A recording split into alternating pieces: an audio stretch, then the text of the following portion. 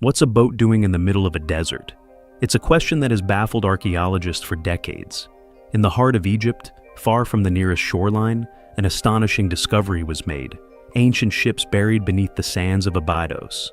These vessels weren't mere models or remnants. They were full-sized, seaworthy ships that predate the Great Pyramids by centuries. Who built them? Why were they placed so deliberately in the desert? And what secrets do they hold about the seafaring capabilities of ancient civilizations? Join us as we uncover the mystery behind these forgotten fleets. The discovery at Abydos began in 1988, when a fierce desert storm swept across one of Egypt's oldest archaeological sites near the region. As the sands shifted, they revealed something completely unexpected: wooden beams protruding from the ground, hollowed out and weathered by time. For years, this strange find remained a mystery. It wasn't until an American archaeological team returned to the site in 2000 that things took a dramatic turn. What they uncovered would change history. Buried beneath the desert were the remains of a massive fleet of 14 ancient boats, each about 70 feet long, lying side by side, perfectly parallel to one another. These weren't models or decorative objects. They were full-size ships. The wood, though degraded and riddled with termite damage, was still preserved well enough for scientists to extract samples.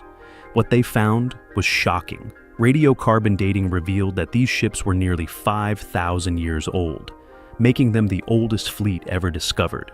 Their age placed them at least 500 years before the construction of the Great Pyramids at Giza. But how did such massive ships end up buried deep inland, miles away from the Nile's current course? Initially, scholars believed that these vessels once floated on the banks of the mighty river. Yet, further studies debunked that theory. The Nile had never flowed close enough to this burial site. Even more curious, if these boats had been docked on a riverbank, their positioning would have been haphazard. Instead, they lay neatly aligned, as if intentionally arranged. Excavations revealed that each ship rested within its own mud brick vault, a chamber designed to house it perfectly. These enclosures were about a third the size of a tennis court, with mud brick walls lined with over 120 boat drawings, carefully painted on whitewashed surfaces that had somehow survived the ages. Though local villagers and early explorers had known of the site's existence for over a century, it wasn't until the 21st century that the true significance of the Abydos boats was understood. Their deliberate placement, their scale, and their craftsmanship spoke of a civilization capable of remarkable engineering feats. These ships were not just buried, they were entombed in a manner strikingly similar to how pharaohs were buried with treasures for the afterlife. The significance of the Abydos fleet goes far beyond just another archaeological find. It rewrote a crucial chapter in our understanding of ancient Egyptian engineering and shipbuilding. Prior to this, most evidence of Egyptian ships came from small wooden models found in tombs, like those discovered in King Tutankhamun's tomb, where 35 miniature boats offered insights into nautical life. But models can only tell so much. The ships at Abydos were the real deal, seaworthy vessels capable of transporting dozens of rowers across water. These weren't primitive rafts or dugout canoes either. Unlike earlier boats made from hollowed-out tree trunks or bundled reeds, the Abydos fleet was crafted from planks lashed together, a shipbuilding technique that marked a significant technological leap. This method, known as shell-first construction, was rare at the time and suggests a far more advanced understanding of maritime craftsmanship than previously believed. But perhaps the most astonishing detail was the wood itself. There are no forests in Egypt's desert. The nearest source of quality timber, specifically cedar wood, was Lebanon, hundreds of miles away. This means the builders of the Abydos fleet had not only the resources but also the logistical capability to import massive quantities of timber across great distances. Such an enterprise would have been reserved for the elite of society, likely the pharaoh himself. The arrangement of the ships, each resting in its brick-lined chamber, adds another layer of mystery.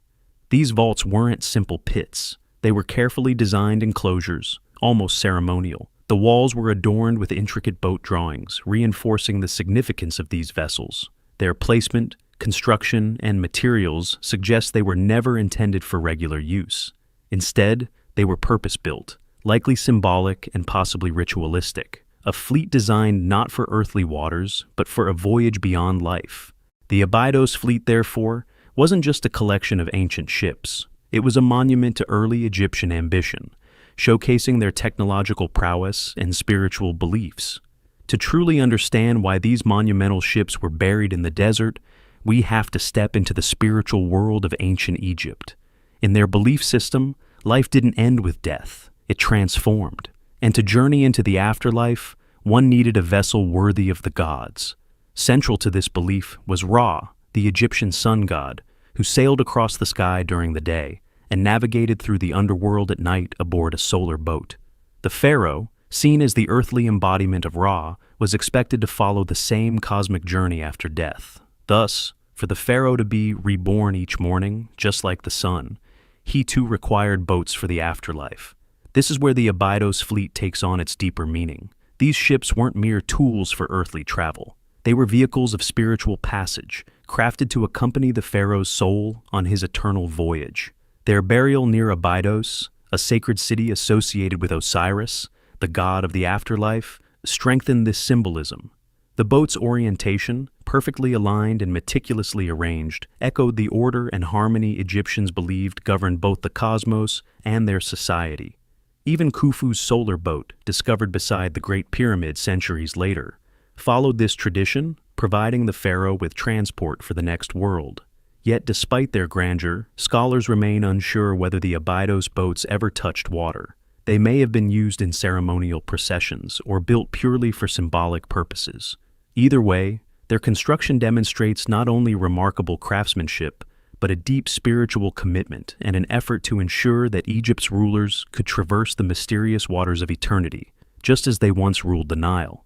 The Abydos fleet is just one of many jaw-dropping examples of ancient Egyptian ingenuity.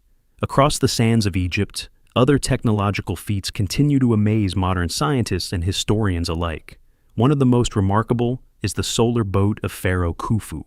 Discovered in 1954 near the Great Pyramid of Giza, this vessel, unlike the Abydos fleet, was almost twice as long, stretching 143 feet, and was carefully disassembled and buried in a pit to accompany Khufu in the afterlife. The precision and craftsmanship of Khufu's boat mirror the sophistication seen at Abydos. Constructed with cedar wood planks tied together using rope, a method known as sewn plank construction, the boat's design was so advanced that when it was reconstructed, it floated perfectly. It demonstrated that ancient Egyptians possessed not only religious motivations for their ships, but also real seaworthy engineering skills. But Egypt's engineering genius wasn't limited to shipbuilding.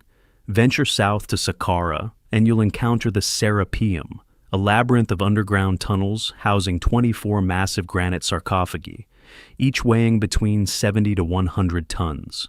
These weren't ordinary coffins. Carved from a single block of granite, their surfaces were polished to a mirror, finished with precision so exact that even modern tools struggle to replicate it.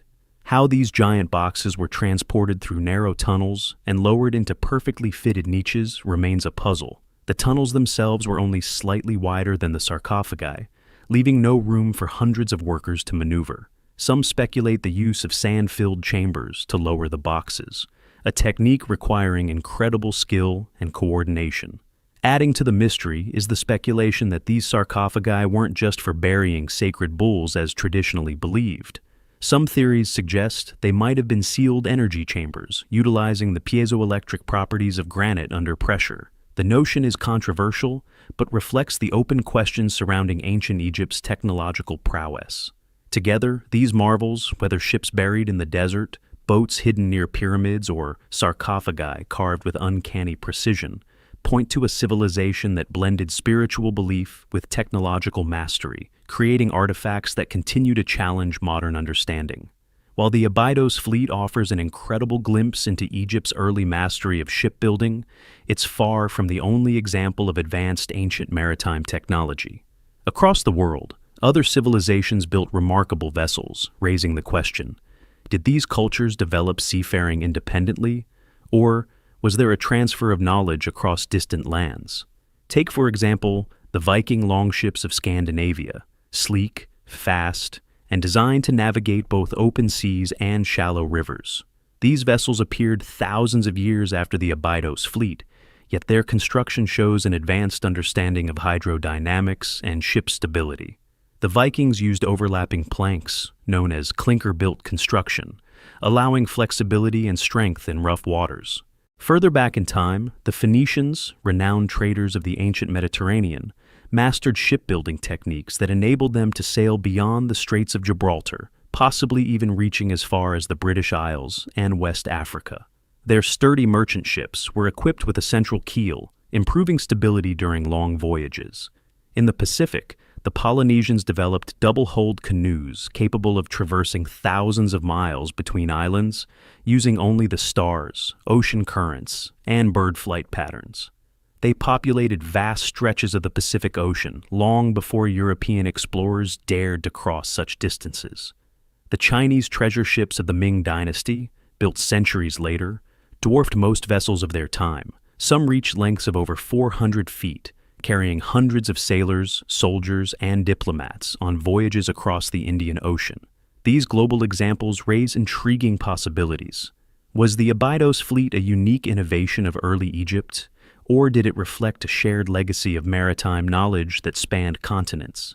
They invite us to question what we think we know, to peer into the ingenuity and complexity of early civilizations, and to consider the possibility that the ancients understood far more about the world, its elements, its challenges, and perhaps even its unseen dimensions than we've yet realized. The fact that the Abydos fleet was buried so deliberately and with such precision suggests that these ships were never just tools. They were symbols, part of a cosmic narrative where the pharaoh wasn't simply a ruler, but a divine being undertaking a celestial voyage. Whether they ever touched water in the physical world is beside the point. Their true destination was the afterlife, their true mission a spiritual one, guiding the soul through the journey of rebirth. And that's what makes them so extraordinary. In our time, ships are often seen as practical machines, yet in Abydos, they were spiritual vessels, carefully engineered to navigate a metaphysical realm. Every plank lashed, every chamber lined with bricks, every orientation chosen with purpose. It all reflected a worldview that merged engineering with religion, craft with cosmology. Even thousands of years later, these ancient boats stir something in us. They remind us that humanity has always looked beyond the horizon, not just physically, but philosophically. The Egyptians believed in a balance between the seen and unseen, in the power of ritual, and in the continuity of life, beyond death.